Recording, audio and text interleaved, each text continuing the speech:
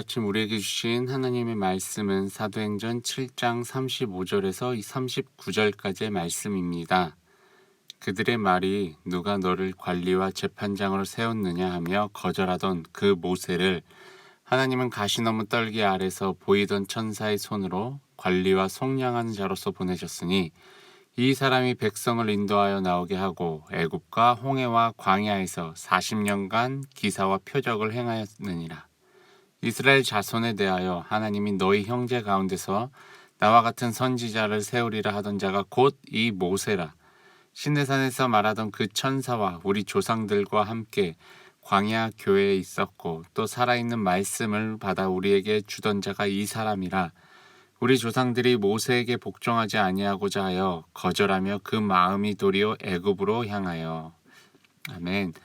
오늘을 허락하신 하나님께 감사와 찬양 올려드립니다. 모세는 히브리인에게 거절을 받았던 자였습니다. 그래서 모세는 결국 미디안 광야로 도망갔었죠. 그랬던 모세를 40년의 기간이 지나고 나서 하나님께서 가시나무 떨기 가운데서 부르셨습니다. 그리고 모세를 통하여 자신을 거절했던 그 이스라엘 백성들을 구원시키려는 계획을 하나하나 이루어 가시는 거죠. 모세는 하나님의 인도하심으로 인해 이스라엘 백성들을 애굽으로부터 구출하는 데 성공을 합니다. 그리고 약 40년간의 광야의 시간을 보내게 되죠. 광야 시간 가운데 하나님께서 베푸시는 기적들을 이스라엘 백성들과 함께 경험하게 되죠. 모세는 광야의 시간을 보내면서 하나님과 이스라엘 백성들 사이에 중개자의 역할을 합니다. 하나님의 말씀을 백성들에게 전하는 대언자로서의 역할을 해나가는 거죠. 하나님께서는 모세를 통해 말씀하시고 이스라엘 백성들에게 모세는 전달하고, 그러면 이스라엘 백성들은 하나님의 말씀, 하나님의 뜻을 듣고 또 그들의 삶 속에서 이제 용기를 갖고 또 위로를 얻고 살아가는 거죠.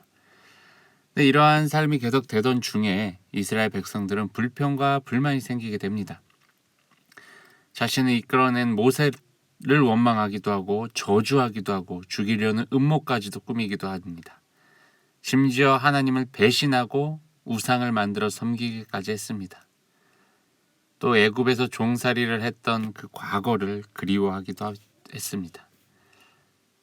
여러분, 우리는 하나님께서 늘 우리의 삶에 관여를 하고 계신다는 사실을 알고 있습니까? 그런데 우리는 때론 이 이스라엘 백성들처럼 광야의 시간을 보내면서 내 삶의 부족함들을 발견하게 되는데, 그때 내 삶 자체를 원망하거나 하나님을 원망할 때도 있다는 거죠. 심지어 하나님을 믿게 되면서 변화가 된 내 삶 자체를 싫어하기도 합니다. 그리고 과거에 하나님을 믿지 않았던 나의 모습을 그리워하며 하나님을 알기 전의 마음, 하나님을 알기 전의 모습을 다시 삶 속에서 드러내기도 하는 게 우리들의 삶이라는 거죠. 하나님께서는요, 우리의 삶에 찾아오셔서 풍성한 은혜를 베풀어 주셨습니다. 그리고 지금도 여전히, 그리고 앞으로도 언제나 그 은혜는 변함없이 우리의 삶에 가득 넘쳐납니다. 우리는 그 은혜 가운데 머물러 있을 때 진정한 평안을 누릴 수 있다는 것이죠. 살아있는 하나님의 말씀이 우리의 삶에 선포되어지고 그 말씀 앞에 순종함으로 살아가는 것, 우리가 절대로 잊어서는 안 되는 그리스도인으로서의 삶입니다. 오늘이 힘들고 어렵다고 오늘보다 덜 힘들었던 과거를 회상할 필요도 없고요. 미래에 대한 막연한 기대감을 갖는 것도 지양해야 합니다. 나에게 주어진 오늘이란 시간 속에서 나와 함께 하시는 하나님의 은혜를 하나하나 세어보며 감사하시길 바랍니다.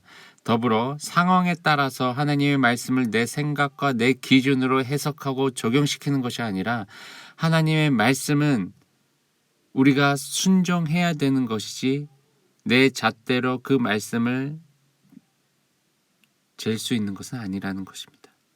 여러분, 오늘 하루 하나님의 풍성한 은혜 가운데 머무시길 주님의 이름으로 축원합니다. 샬롬.